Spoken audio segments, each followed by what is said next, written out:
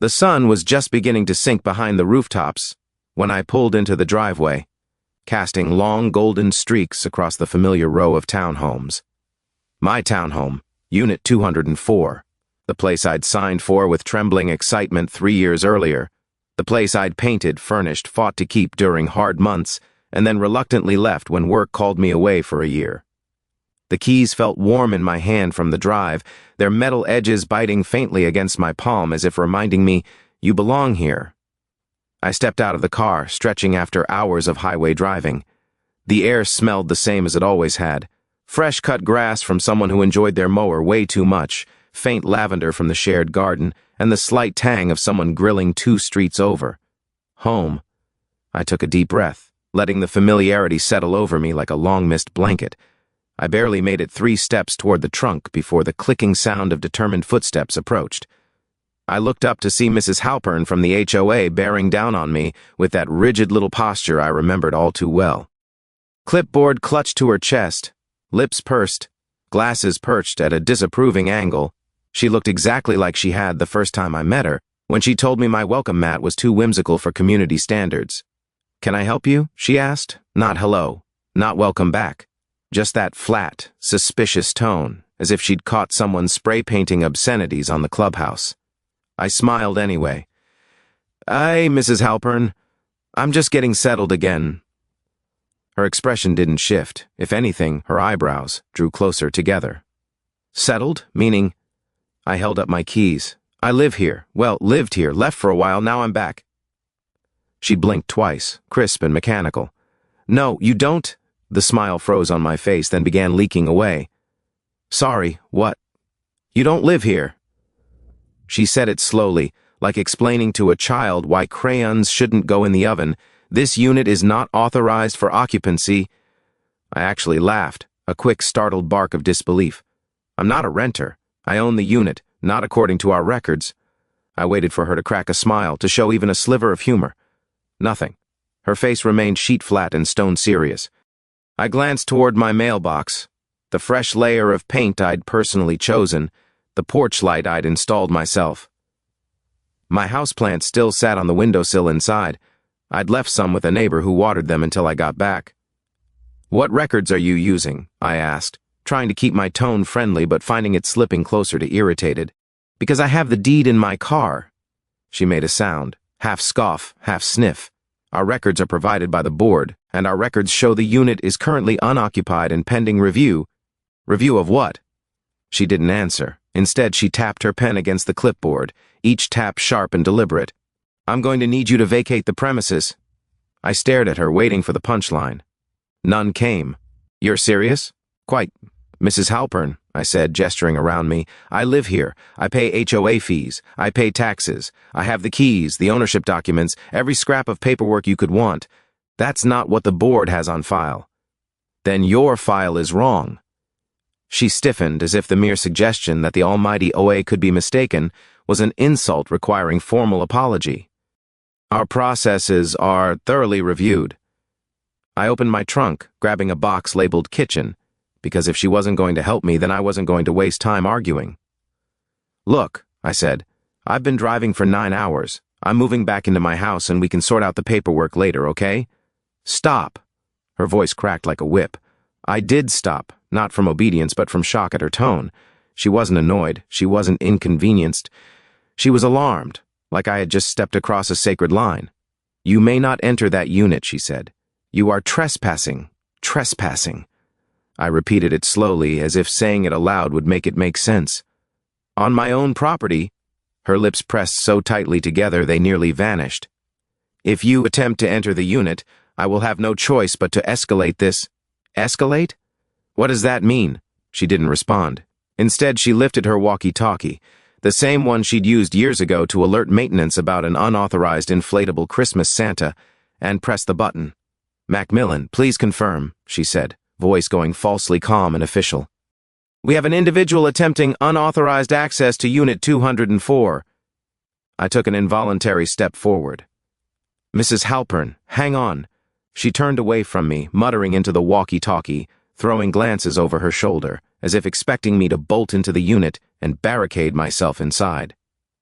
My chest tightened with a feeling somewhere between outrage and the bizarre sense of watching a bad sitcom unfold. "Okay," I said, lifting my hands in a frustrated gesture. "This is ridiculous. I can show you every document right now." No response from her. She was too busy narrating my presence like a wildlife documentary. Yes, the individual is still present. No, they are not complying. "Not complying?" I repeated incredulously. "I'm standing here holding a box of spatulas." And then, faint at first but unmistakable, the sound of sirens approached. My heart dropped. "You called the police?" I asked. She didn't answer directly. She only said, "This is standard protocol when someone attempts to illegally occupy property." Illegally occupy? I could barely get the words out. "I own the property." She finally turned back toward me, chin lifted with the unwavering confidence of someone who believed their HOA handbook carried the same weight as federal law. "Ownership is not determined by what you claim," she said. "It is determined by what is recorded in our system, and our system says you cannot be here."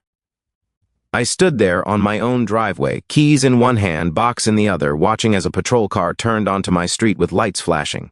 My stomach twisted. Neighbors peeked out from behind curtains. A couple walking their dog slowed to a halt, gawking. "This is insane," I whispered. But Mrs. Halpern didn't see insanity. She saw victory. And as the police cruiser pulled up to the curb, she pointed directly at me and said, with the smug certainty of someone who thought she was restoring order to the universe, "That's the individual." The first officer to step out of the cruiser was a broad-shouldered man with kind eyes that immediately swept the scene, me holding a cardboard box, and Mrs. Halpern practically vibrating with indignation. The second officer hung back slightly, hand resting casually near his belt, assessing everything with a quiet, practiced gaze. Neither looked like they'd expected to find a violent criminal on the driveway of a pastel townhome community at 4 in the afternoon. "Ma'am," the first officer said, approaching me with a measured, non-threatening stride, "we got a report of a trespasser." "I'm not trespassing," I said before he even finished. "I live here." "No, she does not," Mrs. Halpern snapped from behind him, clutching her clipboard like a shield. "This unit is unoccupied. She is attempting to force her way in." "Force my way?" "I have the keys." I held them up. They jangled accusingly in the quiet suburban air.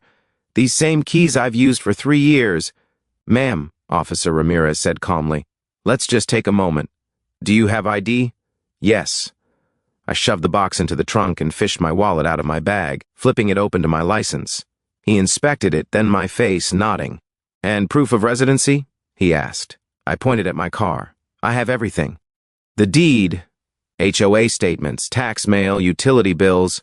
I kept copies because I know how this neighborhood works." At that, his eyebrows lifted slightly, as if he'd already encountered neighborhoods where paperwork could make or break your dignity. I opened a large envelope from my glove compartment and handed him the documents. He flipped through them carefully, more carefully than the HOA ever seemed to. Meanwhile, Mrs. Halpern circled to the other side of him like a territorial goose, jabbing her pen at random items on her clipboard. "That unit is not authorized," she insisted. "It is pending one of our reviews. She left for more than 9 months. Section 10C states any absence exceeding 6 months without HOA notification can constitute—" "Ma'am," Officer Ramirez interrupted gently, "none of that supersedes property ownership." She stiffened as if slapped. "This is a private community. We have rules." "I understand," he said, "but rules don't replace the law, and the law says she owns the property." The other officer stepped up beside him, now looking through the documents with a small nod of agreement. "Everything here checks out. The deed has her name, and there's no indication of sale or forfeiture." "But the board voted," she exclaimed, voice rising like she expected a choir to echo her fury. "The board," he said with deliberate patience, "can't vote someone out of their own home." Her mouth opened, then closed, then opened again. It was the first time I'd seen her speechless. She looked as though she'd swallowed an entire chapter of the HOA handbook and it got stuck sideways. I took a breath, feeling my pulse slowing slightly. "Thank you. Can I go inside now?" "Not until we finish our questions," one of the officers said, more out of protocol than suspicion. He turned back to me. "So you've been away for a year?" "Yes. I moved out temporarily for a work contract. I kept the HOA updated with my forwarding address. I even emailed them the dates. I have the emails if she says otherwise." She didn't submit the proper forms, Mrs. Halpern snapped, regaining enough steam to re-enter the conversation, and we determined that her prolonged absence constituted abandonment. Abandonment? I repeated. It was a temporary leave. The board agreed, she countered, that your unit's occupancy status must be reviewed before anyone moves in again. I'm not anyone. I'm the owner. That requires verification. I threw my hands up. I just verified it, not according to our system, she said, tapping her clipboard aggressively, as if it were the holy tablet from which all truth flowed. Officer Ramirez took a slow breath, the kind that suggested he'd dealt with 50 HOA disputes too many. Ma'am, he said, turning to her but speaking in that calm cop voice reserved for people who might explode if contradicted too hard. Your system seems to have incorrect records. Her face colored. Our records are always accurate. They're not today. The other officer stepped forward, closing the document folder and handing it back to me. Everything is legitimate. You are free to enter your home. A warm rush flooded my chest, a mix of relief and vindication. Thank you. Mrs. Halpern's jaw dropped. You're just going to let her walk in? Yes, the officer said simply. That unit has not passed our occupancy review.